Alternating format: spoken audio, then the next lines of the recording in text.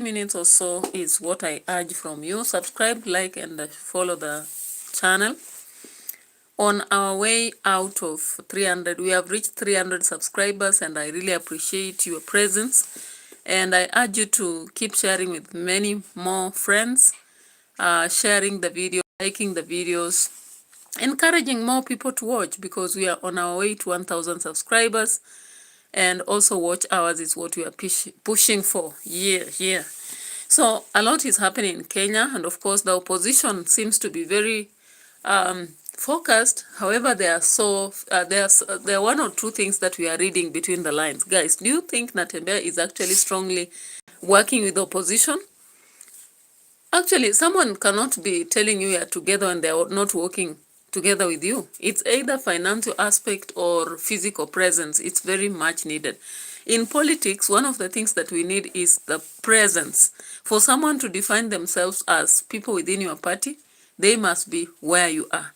Now ask me why I'm doubting Natembeya's presence in opposition.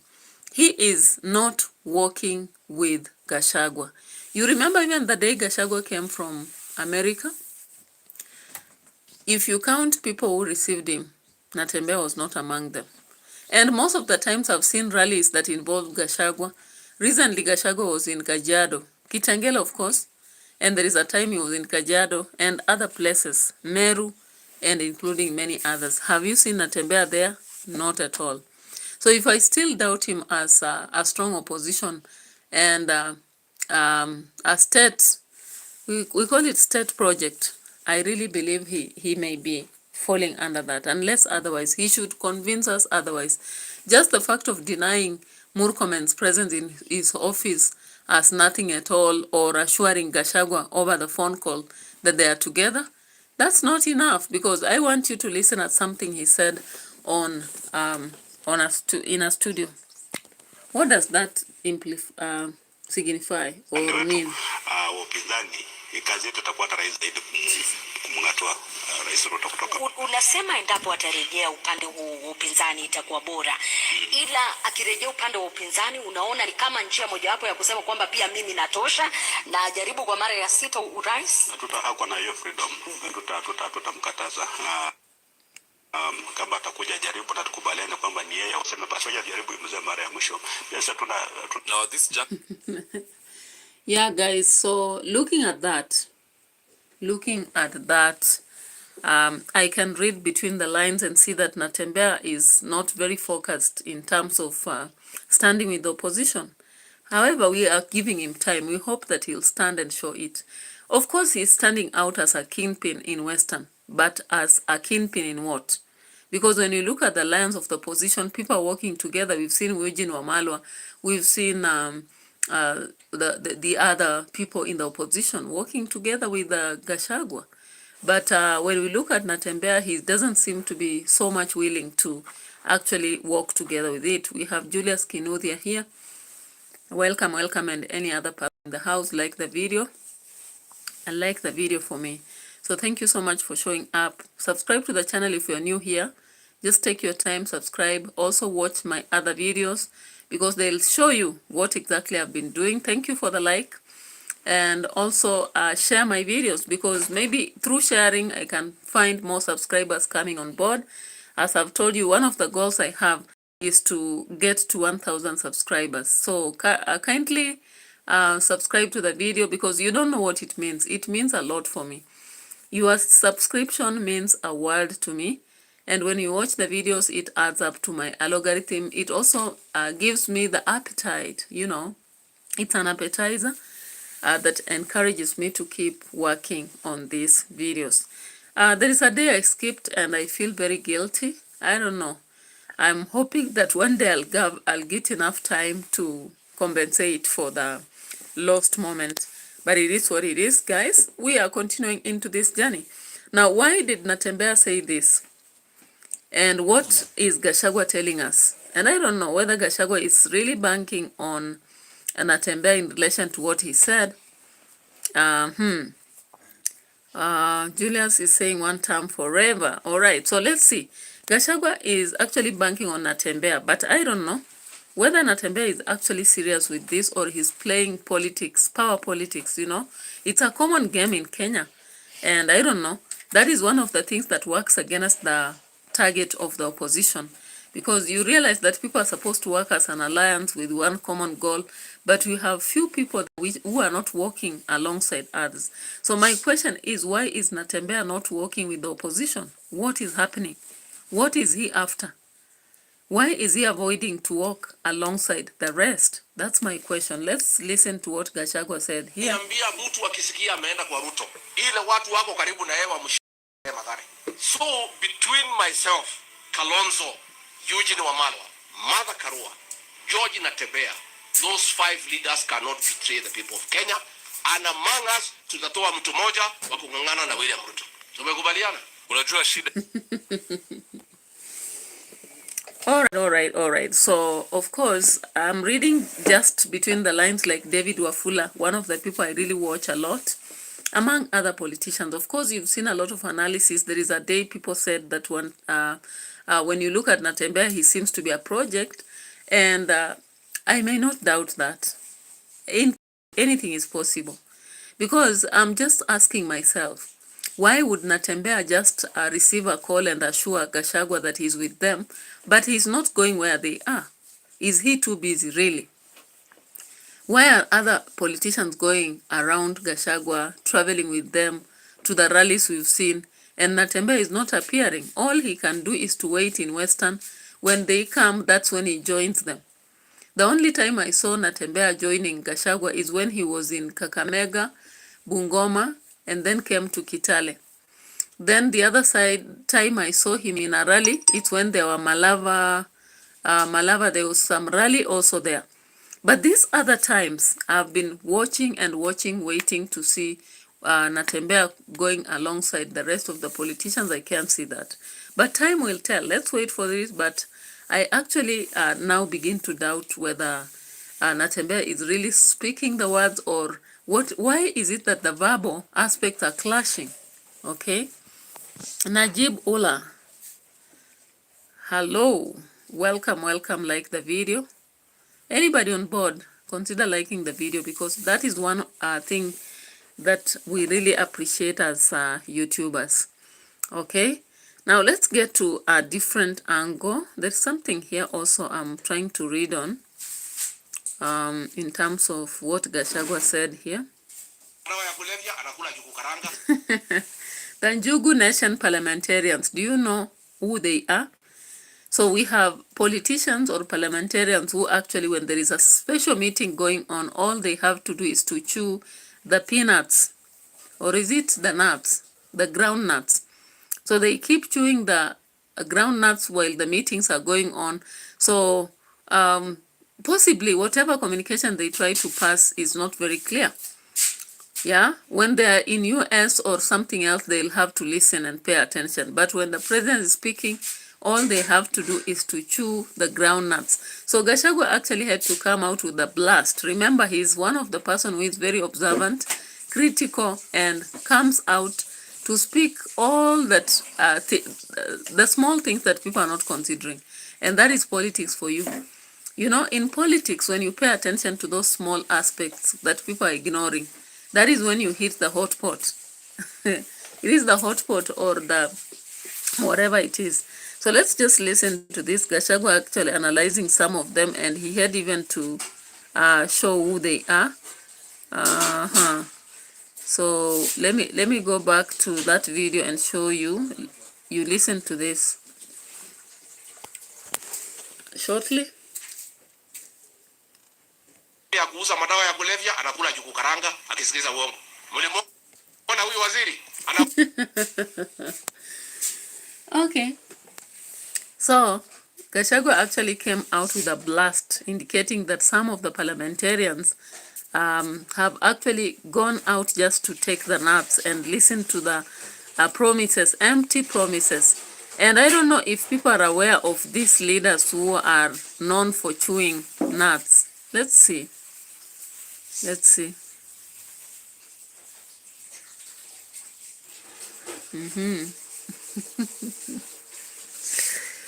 Chewing nuts. What does it mean symbolically? Kuna nini? Hata yeye amechoka na huo. Sasa huyu mtu ametuaibisha. In case you don't know, strong United Nations, the organization faces its deepest crisis in credibility. Unajua, Joe is like one of those naughty.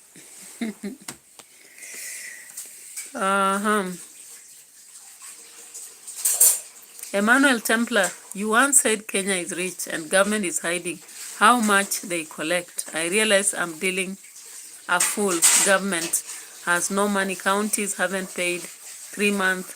You need critical thinking to grow the channel. Okay, Emmanuel. I wish you had a channel so that I can also check on your critical thinking ability, because the reality is that when people fail to pay, it doesn't mean that they are failing to pay because they don't have money. And my critical thought is in line with other critical analysts. If you have been checking on other people who are analyzing, you understand it. But if you're only coming here to pull me down, you will not make it, because you didn't tell me to create a channel for me to start it up. And if you are not happy to actually see whether I have critical thinking or not, you can actually just walk away. You don't have to come here and say you need critical thinking, because my critical thinking is not at your level whereby you believe if the government is not paying you, it's because it doesn't have money. And even fools, they have their platforms where they are bright or intelligent. But you cannot generalize that a country doesn't have money when they don't pay the county officers. And you've seen what has happened. I thought since then you should be the one using critical thinking to have seen how people have been cashing out money. If the government has 10,000 shillings to give each day in State House to the visitors that go there, what does that mean? Yeah? So, you continue shitting as you would wish. But the reality is that all you are saying doesn't make sense at all. And my critical thinking cannot be defined by you as one person, because there are so many people who watch and they have never posted such shit as what you are doing, Emmanuel Templar. And if you are lacking salary from county, you should be blaming the government. You should not be trying to actually, kind of massage their ego and say that the government does not have money. When they fail to pay, or even fail to give schools capitation, or even fail to finance an SHA, does it mean that they don't have money? I don't believe so.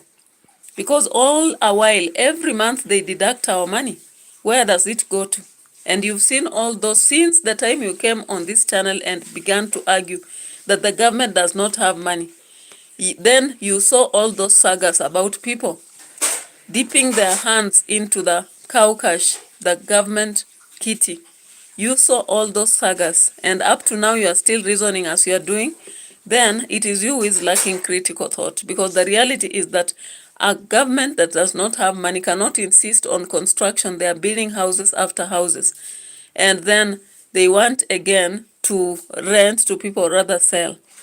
They cannot continue to actually have millions of money in the State House where they can bribe people from different counties so that they are spending several millions on every visitation. If you have seen even my other analysis, you seem to only pop in my channel once and then disappear, then drop a shit and go. And I don't need you if that is what you can do here, because the reality is you are not using your critical thought and you think you can take your time to type here instead of finding out why the counties are not paying. They are not paying because they are cashing that money in their pockets in preparation for the forthcoming election. So you cannot come here and argue that the only way that Kenya doesn't have money or is not rich. And if you believe that Kenya is not rich, why can't you look for a country which is rich? Look for a country which is rich and get there, so that you continue defending your country that is actually making you die slowly, and bring your frustration to my channel. So, you talk about your critical thinking, open your channel, I'll be watching you to see how critical you are in your thought, Emmanuel. But the reality is, all people know. And if you have critical people around you, they can actually make you at least think beyond your nose. Mama Betty Foundation has been here. I don't know what you said. You retracted a message there. I didn't read it. But the reality is reality, whether you like it or not, whether you accept it or not, whether you swallow or not. It may be a hard pill to swallow, but the reality is Kenya is rich, rich. And you can listen to other analyzers such as Manyora. We have news, Yellow News, Kenyan news lines. If you watch even David Wafula, a very popular channel, and of course YouTube channel to grow is not a baby's, it's not a baby's joke. You grow slowly by slowly, and finally you'll be there. One day I'll be here asking you, where are you, Emmanuel, to see how far I am? So you'll not break me because you didn't build me. And I don't think that if you don't understand what I say, you better just get to your space, which you can limit yourself and think narrowly about defending your country, which has people who are smothering you. Because, of course, I was supposed to talk about this NJUGU parliamentarians. The NJUGU parliamentarians, they sit in the house chewing groundnuts as the president is speaking. So clearly showing that these people are not actually brought up to bring any good to the nation, right? Yeah, away from that, Naranj. Naranj is saying, was Africa called Alkebulan before? Tell me if this is true. Alkebulan. Okay, let me just check something here. There was something here I wanted to check before I can. Naraj, I'll answer you, but let me look at something here.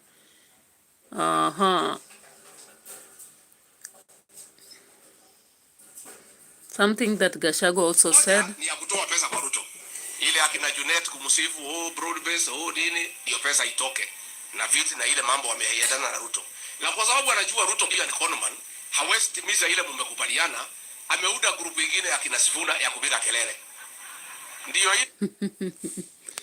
So, of course, Gashagwa in Kajiado was trying to indicate. Naraj, what is it? Tell me. Wait a bit. I'm covering something first, then I'll answer you, please.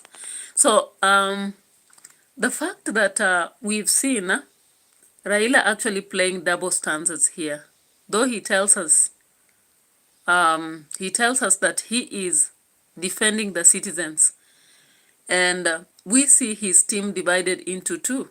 We've seen Sifuna on the other side, plus Hamisi, plus Babu. Then we've seen on the other side, we have people like we have people like Wanga, Gladys, Junet, and the likes. And I just want to play a video here. There's a video here proving this point. And Kuri, of course, dropped something. Now, when you look at these people, they are sitting together and they are talking differently, right?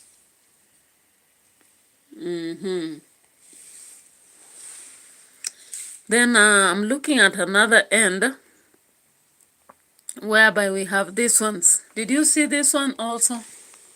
I hope you saw Governor Wanga and Sifuna together. So what does it tell us? It tells us that we have it's Jason Mwangi Ndahalo. Naranj says, I'm interested in what you chat here. Of course, I do political reaction. The analysis of general politics of the day. Yeah, it may be Africa or even United States. Yesterday, I did something on Jamaica, South Africa, Tanzania, and Kenya. Now, today, I'm focused on Kenya because we have a lot of political shenanigans going on. All right? All right. So, let me see. Okay. So,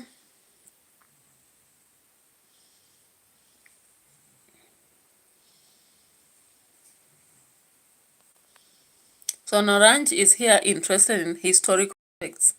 And maybe I may ask you, those who are watching, he is asking whether Africa was called Al-Kebulan. Is it true that Africa was called Al-Kebulan? Maybe I pinned that one so that people can respond. Let me see. I replaced the pin with this because I want people to answer this question before I can talk about it. Naranj has also said, I love Idi Amin from past. It was not colony, it was freedom. Of course, when you go deep into history, you realize that Idi Amin at some point was seeking that freedom. However, he went to extremes because the aspect of actually pouring people into the ocean, as far as I could accept the aspect of freedom, that was not freedom per se, because pouring the disabled in the sea and also leading to the death of many, that point was negative. But there are some points whereby he could argue that were right, okay? Yeah, then someone else talked. Emmanuel Templar ran away. I wanted him to continue and hold on this conversation. Where has he gone? Mama Betty Foundation disappeared, but it is what it is, okay? Babs, welcome to the channel. And of course, you are seeing very clearly that ODM is playing safe. While there are those who are making a lot of noise about what is happening, okay,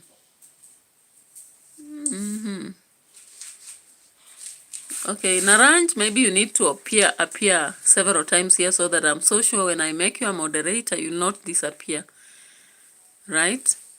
But if you appear here, maybe I do live streams every day. So Babs is saying I'm sleepy. It's okay. Thank you. You want to clarify? Okay. Let me see then. You want to clarify? Let me see.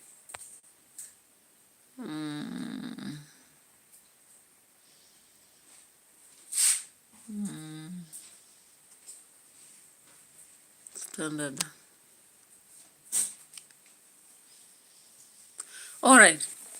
So let's proceed. And what I'm trying to say here is that when you see a party trying to play safe, for example, they are on one point with the government, while part of them are not with the government, then there is a problem there, right?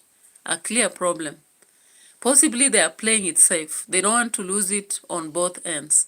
But then that is very dangerous to citizens, because I would wish that citizens understand how ODM is playing, gambling. However, currently, if you saw something here, UDA and Jubilee are merging. And this is something that we've been talking about for a very long time. However, people would not accept it, but it's coming out to the light. Let me see if I'll get the video showing something on this. Let me just see.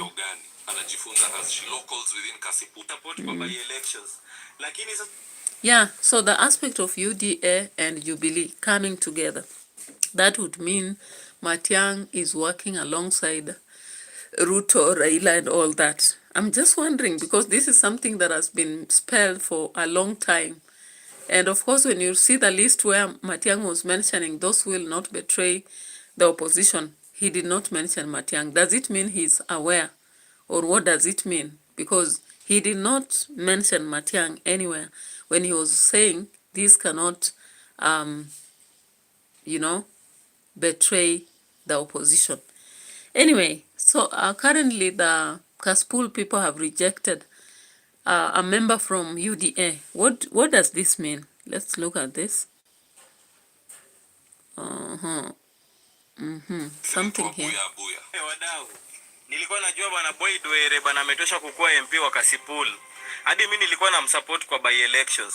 Lakini sasa juzi nimewatch speech yake kwa hii event ya Simbarati, event ya ODM yenye ilikuwa Kisii. Bwana umtoi bado kwa half baked. Si ati ni kwa ubaya, lakini hatuwezi reward wase uongozi ati kwa sababu wazazi wao walikufa. Hata sisi wazazi wetu walikufa. Kwani Kenya imetufanyia nini wadau? Kuna wengine wetu wenye tumeshaka ODM hata kushinda Boy Dwere. Boy Dwere bado inafaa kwanza ODM sponsor kwanza hata kwa student leader. Kama si wewe na hata KU ama JKUAT kwanza. Atengeneze speech yake kwanza. Aende hata kwa leadership, aende kwa School of Governance ndio akuje simame anataka kukua. All right, so that is Boy Dwere. Of course, Boyd Were is the son of the former Were that died in Kaspul. So he had risen as a candidate to replace his father, but citizens have just rejected him. Naranj says Al-Kebulan is main, better but bigger. You know its importance? It's important. Okay, you just clarify about Al-Kiblan and how big it is and how important it is so that we understand what you posed. Yeah, meanwhile, I'm talking about Boyd Were. So Boyd Were presented a speech over the weekend that displeased people, and they felt like he's not ready for the seat of Kaspul. So they said that they cannot just vote him in by the fact that he actually had a father that God lost. Now, meanwhile, Naranj, tell us why we have a demand that two people return the suits they bought from Isili. Maybe you can be looking at this meanwhile.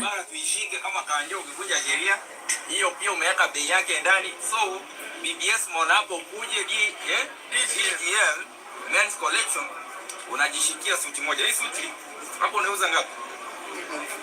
Hii ni 10,000 hapa. Sasa unapigwa 30k. Ameweka ile risk ya kushikwa na kanyo kama amepaki vibaya, mwa zingine hazina parking. Ameweka ile ya jamu, amewaste time. Ameongeza bei ile wakati ametumia kuzunguka Isili akitafuta collection kali kama hii. So kiongeze hiyo yote na profit yake inakuja 30k.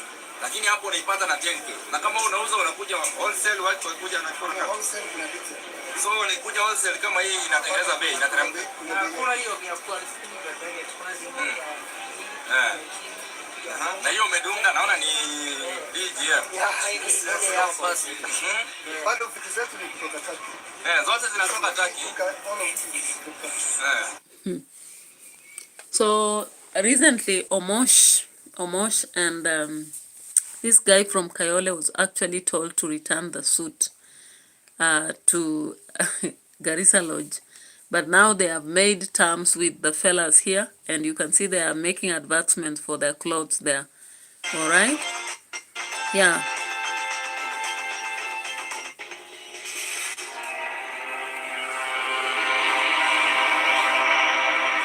In Kenya, 1.3 million children are involved in child labor rather than going to school, according to government data.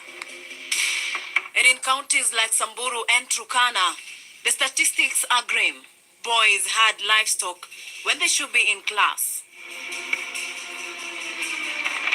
But today, I'm in the heart of Kenya's capital, Nairobi, where we come face to face with a disturbing reality.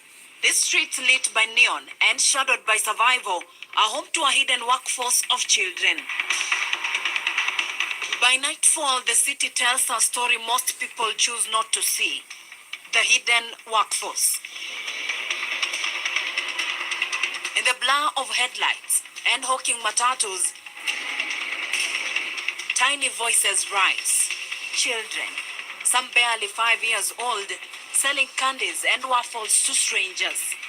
Their world reduced to worn-out boxes, small enough to carry, yet heavy with responsibility. For days, I have spent time in the CBD trailing these little traders. My many visits have laid bare an alarming increase in the number of minors engaged in hard labor.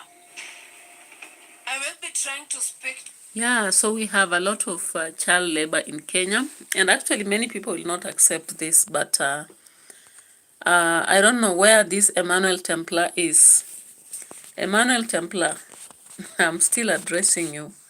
The people who hire these kids are not poor people. They are not uneducated or illiterate. They are people with a lot of knowledge, people who have chewed books. But they choose to hire young children because they'll underpay them and they'll overwork them. At the same time, young children don't have the right to complain. So even when they are going through trouble in people's homes, they'll just stand it. So we have so many children who drop out of school. In fact, I saw a student in school who had sneaked over the holiday and was cheated to go to Nairobi and start working in somebody's home. And were it not just for the person who had employed her to insist on an ID, this kid would have skipped school at Form 3.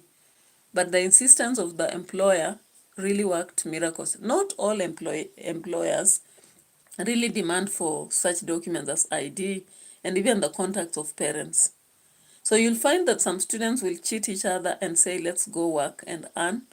We have also a situation where people just recruit young kids and tell them, if you ever report, then you will be on your own. They threaten them and these children continue working.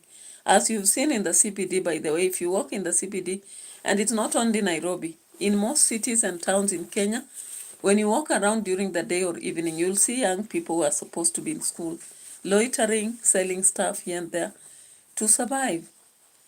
And it's such a bad situation at this generation when we have more of a somehow free education, not fully free, but it is saddening. It is actually saddening to find young people who are supposed to be in school working for a living. Sometimes near supermarkets in Nairobi, you will see kids who are begging, they some little things, you know, and you can see they're underage, even some who are 6 years and all that. So it's a saddening situation of child labor, and it is happening even in homes whereby people are now forced to hire these people to work for them, take care of their homes, take care of the kids and all that. Let's continue to listen to this. To these young laborers as I buy from them and get to know them more and how they became part of these rough streets.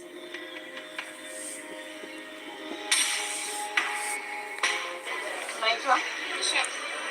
Kwa shule? Uko peke yako? Unaenda baba? Anauza nini? Ana brush viatu. Oh. Uko peke yako tu hivyo? Uogopi kubebwa? Uogopi kubebwa? Naogopa. Unauzianga tu hapa kila siku? Umesema unaitwa? Unasoma? Sawa, asante. A few meters from where she stood, I spotted another little friend. Sasa? Her tiny little hands could not even hold the money. As she picked the coins, I reached out to a 50-shilling note. I wanted to know if she will manage to give the correct balance. Despite her young age, she is a veteran in the streets. She was exact with my balance.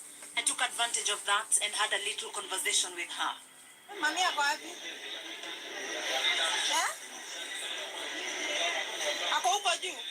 Yeah, so you realize that in Nairobi, life being too hard, some parents are forcing their children to the streets. They distribute their children to different streets and make them sell items to strangers. And this is one thing, it is endangering to these kids because anytime child trafficking might happen. And then also exposing the children to very cold conditions. Remember, it's a very cold weather since June up to now. And yet these kids have to sell products in the evening, late in the evening. They have to stand on corridors and do all this marketing, you know. So that is child labor indeed. And I don't know what can be done about it, but I think it's about the government to intervene. If the government intervenes and that's the best for these kids, it will be better for the country. And also those who are trying to employ young kids. It is important that people restrain from hiring young kids. Anybody who doesn't have an ID, and even if they have but they have not cleared school, it's very important to scrutinize deep into these matters so that we don't have a country whereby we are recycling families of poverty. You know, one might be coming from a poor family, but might they become poor too? It's not necessary. We should change the story. And how I wish the few people who are rich in the country should consider taking care of these kids, because it doesn't make sense. It doesn't really make sense for anybody to actually lie so low. I don't know whether you really get what I'm trying to say, but that's the reality. All right, let's check on another thing here.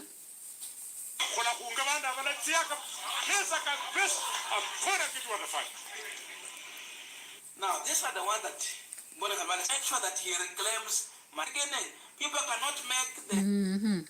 That is not what I wanted to show. There is something else I wanted to do. A political story that I saw during the day.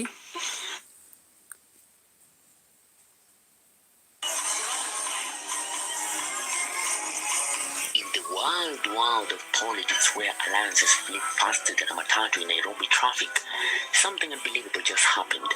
Moses Kuria, yes, the same outspoken firebrand who once called Uhuru Kenyatta everything but a statesman, has thrown his full weight behind the retired president.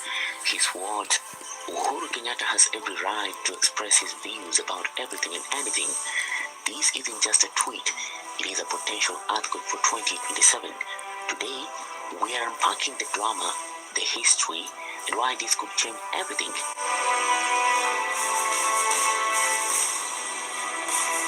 It all kicked off 2 days ago at the Jubilee Party's National Delegates Conference in Ngong Racecourse, Nairobi County.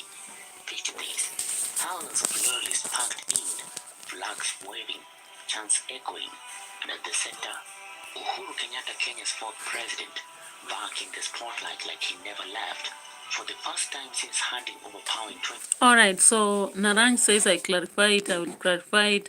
You know, the most big companies who involved in slave labor came from corporation corruption is widely known, better but bigger. All right. So, of course, when you look at the history of enslavement, it came up with Ibea under Smith, right? Ibeak under Smith. And Smith had actually to collaborate with Africans to do such kind of slave labor. All right. So they came up with this foundation that was actually practicing corruption because they could buy items for the elders or leaders in a country and then enslave others, you know, divide and rule. These are politics that started long ago. And now, after our own people took over, we thought that things would be better, but they all just made it worse because they have now systematized corruption, misallocation of funds, and all sorts of shenanigans that was unexpected. And of course, you will find people like Templar. The reason why they come to this channel and they're annoyed, it's because I'm talking about reality surrounding what possibly they are doing. Because if you talk about counties lacking money, what do you mean? That when counties lack money, then there is none? Why is it that during moments of other presidents, there never was a time when they lacked? Even if there were delays, people could earn, you know? So you can't convince me that we are now poor as a country, and yet we have so many trillions borrowed from out there. Where has that money gone? Where has it gone? You want to tell me that the progress or development projects that have been done are equal to the money that has been borrowed? I don't believe so. If that is true, how comes the president has money and those close to the government have a lot of money floating and they are able to use it left and right? Yeah? Anyway, Uhuru is back to politics. 2022, Uhuru did it. President and party boss, Uhuru's voice shapes national debate. No silencing him. This isn't usually might see these as Korea fighting for regional respect against Ruto's hustler dominance. Of course, not everyone is popping champagne. Ruto's inner circle is fuming, calling Uhuru's speech, quote, unnecessary interference, and of quote, and Korea's defense as betrayal. Sources whisper of emergency meetings in State House with whispers of quote, lose canon. All right, so those are among the politics that are standing out in the nation. Of course, there are so many. We can't finish it in one discussion. But when you look at what is happening in the country, those who are on the defense bench, just open a channel and continue defending. There's no need in trying to oppose because you will not change my mind.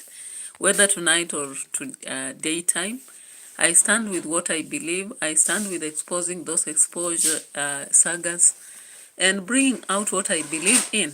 So I can't be convinced to hold some other person's opinion without facts. I don't have receipts for that. And I've looked at popular channels such as Lekwini, Maisha Newsline, Maisha TV Newsline channel, and all that, and all they are saying is related to what I'm saying. So I don't think I'm regretting for whatever I've said in relation to what is happening. And of course, those who believe in what I'm saying will continue helping me to grow the channel and let the truth stand, because we don't have to really pretend and keep saying, yeah, our country is poor. So when it's poor, should we cry? Should we beg, or what should we do? But the reality is that we are not poor. We are not. I don't think Kenya is poor as a country. I wouldn't be convinced even 1 minute to believe so. Yeah, so let's come to an end over there. We have taken our 40 minutes that I promised. Till tomorrow, bye-bye.